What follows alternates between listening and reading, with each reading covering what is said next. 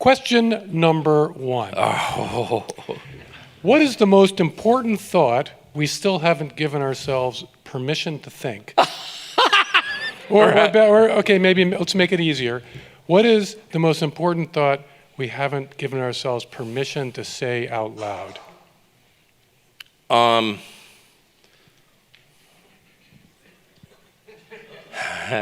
I probably have said it out loud. I know that's a trick question. Whatever it is. I know that's a trick question. The thing that I go back to, and I'm not even sure that, this is not like spine-tinglingly controversial, but it's almost never said. Countries don't hang together just because. The natural state of man is not progress. That's like a complete lie. Anyone know what the Bronze Age collapse was? Yeah, okay, so the one person. So the Bronze Age collapse was, there was a dark age before the Dark Ages, right? So it was about 1500 BC. Really around 1200 BC, okay. I knew it, look, I bow to superior knowledge. When basically the sum total of human knowledge disappeared, and we're not quite sure, we're still trying to kind of figure out, we may never know. But it mirrored very much the Dark Ages. By the way, do you know how medieval Europe, and by the way, all the way into Levant, the medieval world, got lead, the substance lead, for pipes and cooking and later for ammunition? They took it from Roman ruins. That was the sole source of it, from Roman ruins. Because the technology, which is not complex technology, required to mine lead and separate it from silver or zinc or whatever, because it's an alloy usually, was lost. No one had any idea how to do it. Only for like 1,000 years, not a big deal. So I guess, what's the point? The point is that there's no reason that this should continue apace on the trajectory it's currently on. There's no reason that shouldn't happen again. It's happened at least twice, probably happened more than that. But by its nature, we don't know, right?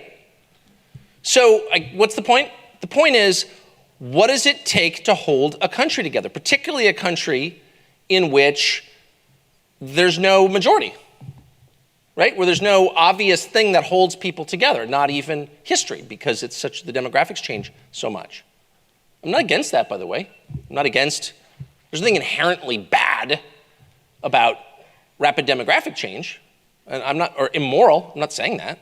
What I am saying is that it makes it even more important for the people in charge to think through, like, what does hold the country together? What do we have in common as Americans?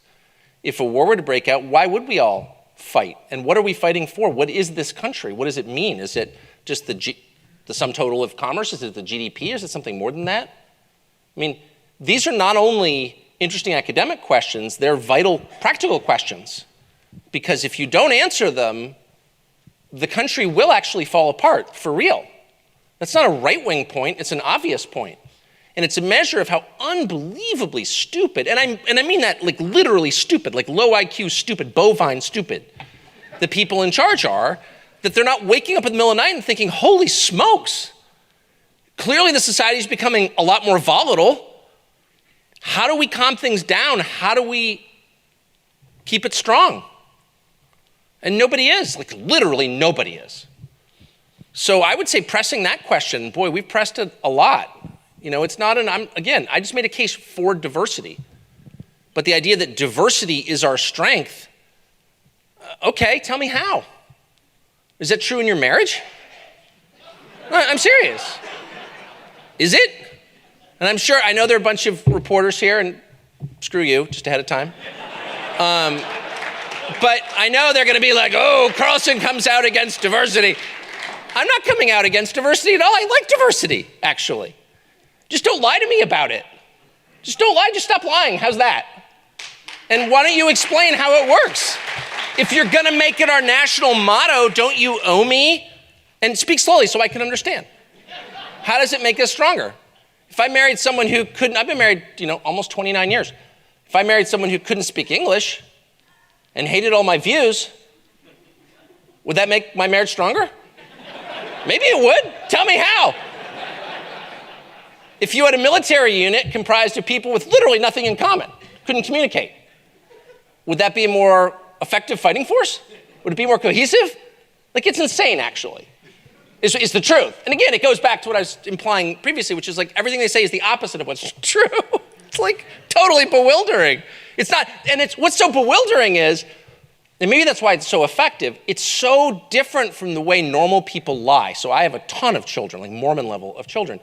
And I'm not like a great parent or anything, but you just sort of learn by osmosis if you have enough of them. And one of the things that I learned a lot about is lying, because all kids lie, and they lie because they love you.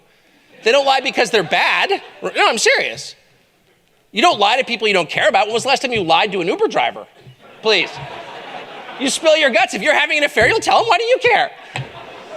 His judgment doesn't strike fear into your heart. It's like, it's irrelevant. Anyway, so kids lie because they love you. So you see a lot of lying as a parent, and it's always the same kind of lying.